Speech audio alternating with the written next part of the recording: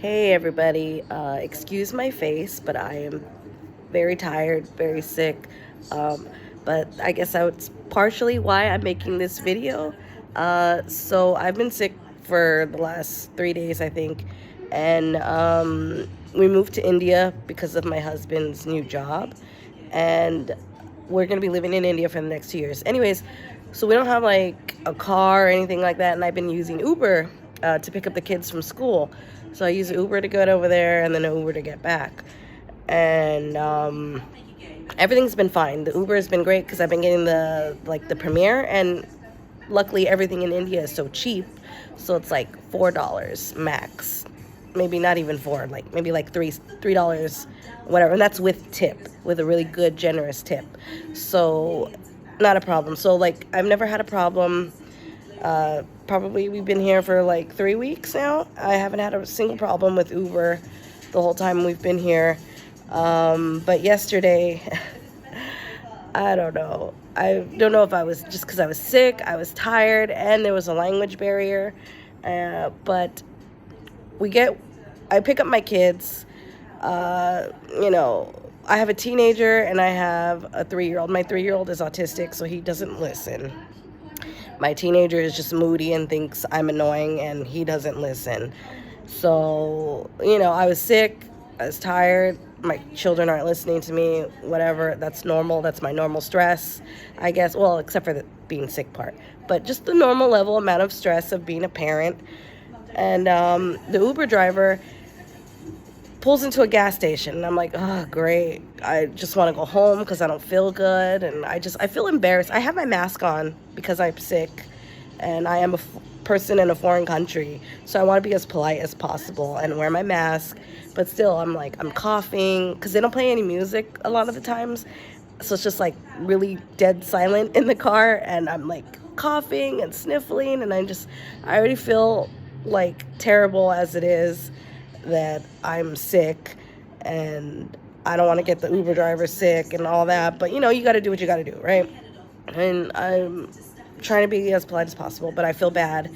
And anyway, so the Uber driver pulls into a gas station. I'm like, oh great, no, this trip is gonna last longer. And then the gas stations in India, they're all like essentially, imagine a Costco gas station, how it's just like crowded, and yeah, it's just super crowded. And yeah, so all the gas stations in India are like that, just crowded. So there was long lines too, long lines, crowded, whatnot. So we're waiting there in the line to get the gas, and then it's our turn. We pull into a pump, and he just like shoos us out of the car. He doesn't say anything. He's just like, that's it. That's all he does. So we all get out of the car, and I don't know what to do. And I'm like looking for the driver, but I don't see him, and he's already like walked off somewhere. So me and my kids, we stand off to the side, but we're like up against like a fence. So, because again, it's crowded, and there's all these cars, and I don't know if you're familiar with tuk-tuks, but they're those little like green and yellow cars, and you could sit like 2, 3 people in the back, and it's essentially like a go-kart because it's like 3 wheels, not even like a go-kart, but it's like the size of a go-kart, maybe a little bit smaller, and it has like 3 wheels, and they're all over the place here in India. And so we're up against a fence trying to be out of the way, but yet we were still in the way because tuk-tuks are tiny, so they're like squeezing through, and they're like honking at us. And I'm like, me and my kids are all pushed up against the fence, and they're honking at us like to get out of the way, or I don't know, because I know that another thing, they do a lot of honking here in India, but I think it's to be like, hey, I'm here, be aware of me. But when you've been in America for so long, it feels like get out of my way, which I don't know if it was get out of my way or be aware. And again, like I said, my 3-year-old, he's autistic. He just automatically wants to just run around everywhere, so I have to like hold on to him for dear life so he doesn't get hit by a car. And I'm asking, my 13-year-old for help, and he's just acting like mom's being annoying or hysterical or whatever. He's just being a moody teenager and not being any help. And I don't know, I kind of panicked, and figured that maybe, I don't know, I'm not used to that experience of, what had happened. Anyways, so I just told my kids, let's get out of here because we're in the way and people are honking at us and no one's telling us what's going on. There's a language barrier, and I get it. I'm came to another country. I'm supposed to learn the language, and I haven't been doing my daily practices. And so we just head across the street, and I try to call another Uber, and it's the same guy. Except he's messaging me, and he's like, oh, call me and whatnot. And I'm like, oh, now you speak English? Like, I don't understand. And then he's like asking me to call him. But if I call him, then he has my number. And like I said, he just shooed us out. He didn't say anything. And now all of a sudden he wants to talk to me. And I don't know. And I know that if you cancel Uber a bunch of times, you could get locked out. So I didn't want to get locked out. And I just kind of had to just wait it out until he canceled it. But by that time I was trying to get in touch with customer support, because they Uber has this thing where it's like, oh, your driver is staying still, are you okay? So you just click, yeah, I'm okay. But I clicked, I'm not okay, and it basically gave the option to call 911, which I think it's 211 here, or to call customer support, which is extremes. I don't think it was an emergency where I needed 911 assistance. So I called the support, and it was not in English. At least it didn't sound like it in all the noise and the hecticness of what was going on. And I'm like, okay, well, that's completely useless. Why do they have that feature if they can't really help you, Sorry, my throat is dry. And but so I called my husband, and I told him the driver kicked us out. I'm just stranded here. I don't know what to do. And yeah, so basically my husband had to come. He came from work on a bike, and then he called an Uber for us and explained the situation. It was like, please just get my family home. And that Uber driver was like, yeah, don't worry about it. I'll take them. And he took us home. And then I just went full Karen mode. You're made me feel unsafe. I sent all these I tweeted them, and of course I made a complaint on the app, and then I got mad and I deleted the app and all that. And then come to find out that it's actually completely normal for the Uber driver to get gas with passengers in the car, and as a safety precaution, everybody must exit the car when the gas is being pumped. So I've essentially panicked over nothing. But I was sick. My kids, I was worried about my kids. They were not listening. Especially my youngest, I'm worried that he's going to get hit by a car. I was just, and it made me feel so stupid, because here I am, we signed up for this job, or my husband signed the family up for this job, or I don't know. And I'm dying for an adventure. And then at the first sign of something being wrong, I just crumbled and had to wait for my husband to come save me. And I feel so stupid.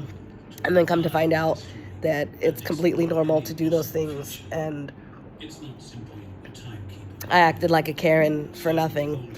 So today I messaged Uber and said I didn't know, I'm so sorry and all that. And now I'm going to make this YouTube video so that way all of you guys know when you come to India that it is actually completely normal. Oh, my mouth is so dry. It is actually completely normal to have the Uber driver get gas with you in the car and then have you exit the car. There was just a language barrier, and I didn't know what was going on. And yeah, but now I know, because the embassy gave us this little card with emergency numbers, and then a message that's it's Hindi, that says I don't know, I have an emergency, please take me to the embassy. So I had that, and I had cash. I now realize that I should have flagged down a tuk-tuk and then showed them my little emergency message, and then had them take me back to the embassy. And then, you know, I mean, not that I would go into the embassy, but like get another Uber driver, because again, I panicked because when I tried to get another one, it was the same guy. And then all of a sudden it seemed like he spoke English, and that made me more worried. Like, I don't understand why he couldn't just explain to us what was happening in the moment. But also, in his defense, maybe he was having a bad day, because we're all sick. My kid is sick. I was sick. Sorry. My son, he loves to wear, my older one, he loves to wear his face mask. It's like a security blanket for him. So I'm sure the driver assumed he was sick.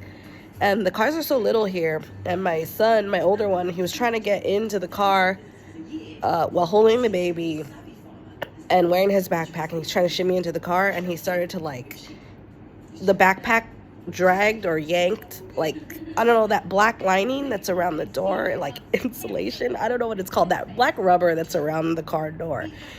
He started to like drag that with him as he's trying to get into the car. He wasn't doing it on purpose. He was just trying to shove himself into the car with a big backpack, and he was holding the baby.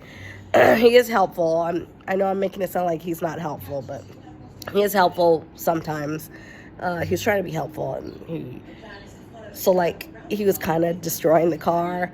We're all sick, and maybe the driver was just having a bad day and didn't feel like explaining to us in English, and just like I said, this is all he did, and we're just like, what's going on?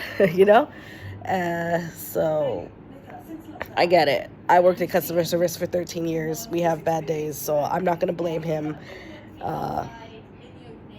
if he didn't feel like talking to us, but then, you know, changed his mind when he thought we were freaking out.